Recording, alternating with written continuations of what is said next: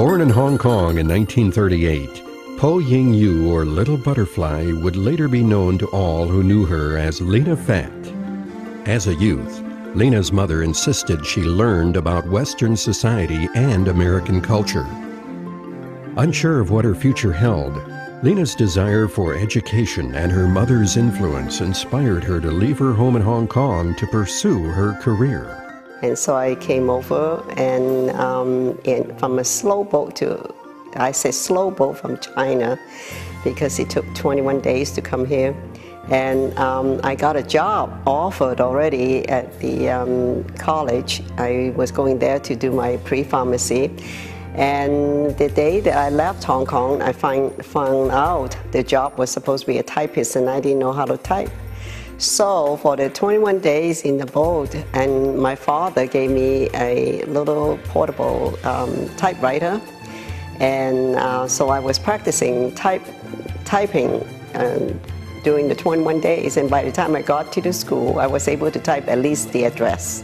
So I attended David Lipscomb College in Nashville, Tennessee for 2 years for my pre-pharmacy, and then I transferred to University of California, San Francisco Medical Center to finish my Doctor of Pharmacy degree. So I was in San Francisco for 4 years finishing up the degree, and when I was going to school there, and I met Ken. 1 year later, Lina married Ken Fat, the son of Frank Fat, and thus her incredible journey into the culinary world began. After we graduated, and my husband was a dental student, so he graduated as a dentist and I graduated as a pharmacist. We moved back to Sacramento, and I practiced pharmacy for full-time for about 3 years. By that time, we already had one child. So then when the second child came, I decided to stay home a little bit, and so just doing part-time and relief work. And that was the time when I decided that I really like cooking. So one evening, I overheard my father-in-law was talking to Wing, and they were deciding what type of menu they want to put in to this new place that they were going to build. I thought, you know, this really is a good theme, you know, to honor the immigrants, and it's a wonderful name, and it's a wonderful place. Old Sacramento is so historic. I woke up in the middle of the night, and I woke my husband up, Ken. I said, look, I have a great idea for the menu. And he said, oh, go back to sleep. Right before we opened, and my brother-in-law, Wing, just assigned a different job to different people, and then he pointed to me and said, okay, you're in charge of the kitchen. Lina's college education, attention for detail, and organization skills were the perfect fit for the life of a chef and restaurateur. I'm very much into organization, so I make up little booklets, 5x7 booklets for each position, stating what they're supposed to do during the shift, before, after, and during, and with pictures and recipe. When I handed them these booklets, they were shocked. They thought that I was from Venus or Mars, so it was just a funny face, and they never saw anything like that. In the Chinese restaurants, chefs are all men. They are their domain, and I was a woman and much younger, so it was quite difficult. And especially there was one person who would not listen to me, and when I told him several times already. And I thought to myself, I said, if I don't take care of this situation, no one is going to listen to me. So what I did was I waited for him to come in one day, and at the door, and when he came in to work, before he clocked in, I asked him if he enjoyed working in this restaurant. And he said yes. I said, okay, if you enjoy working in this restaurant, that's what I want you to do. I said, you have to listen to me and cook the way that I asked you to do. If you can do that, I welcome you to stay here and be the cook in here. But if you don't think that you can do that, there's a door right now. You can just leave over there. And he was just shocked.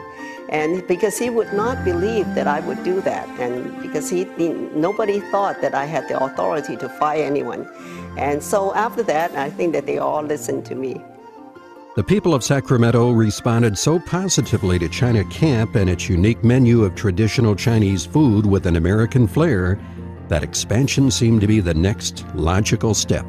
And then my brother-in-law, Tom, decided to expand to next door. So we purchased the land next door, and he wanted to open a fern bar called Fat City. And so I make up the menu for Fat City, and it's not Chinese menu. At that time, I was very much into French cooking as well. I love French cooking. So I did it. It's almost, I had a lot of influence from the French cooking in Fat City. And then the construction was delayed because there was a strike somewhere in town.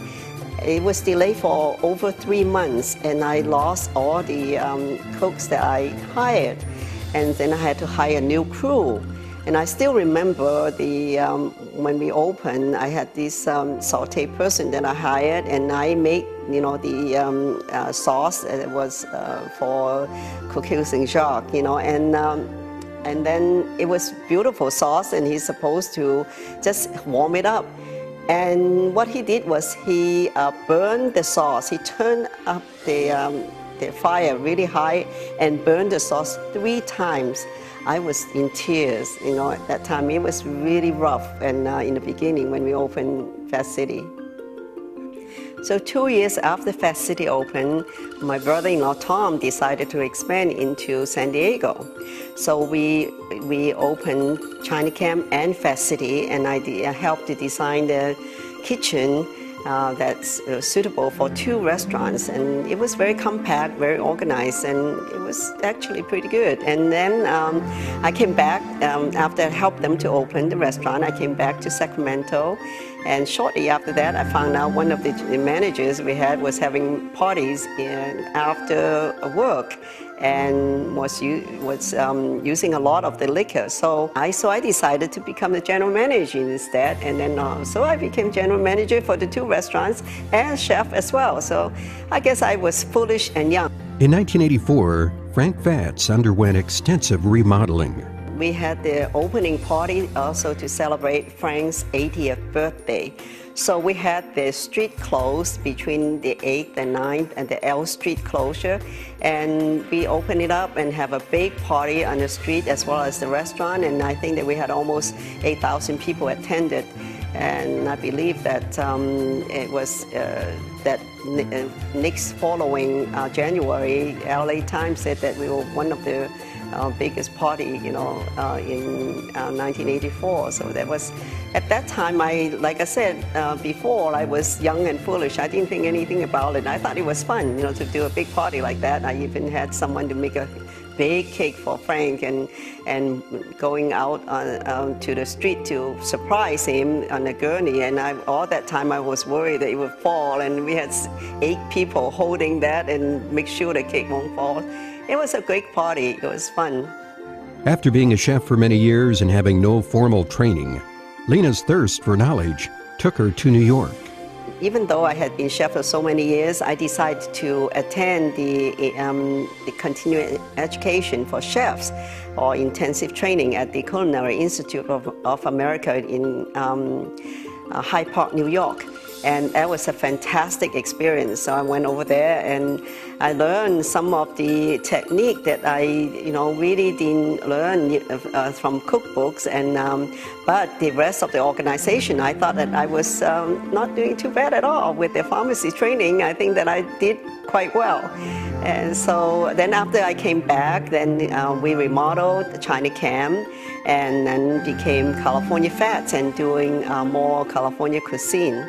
So in 2002, my brother-in-law, Tom, with his brother, Jerry, and also our nephew, Colin, they decided to open a restaurant in Roseville.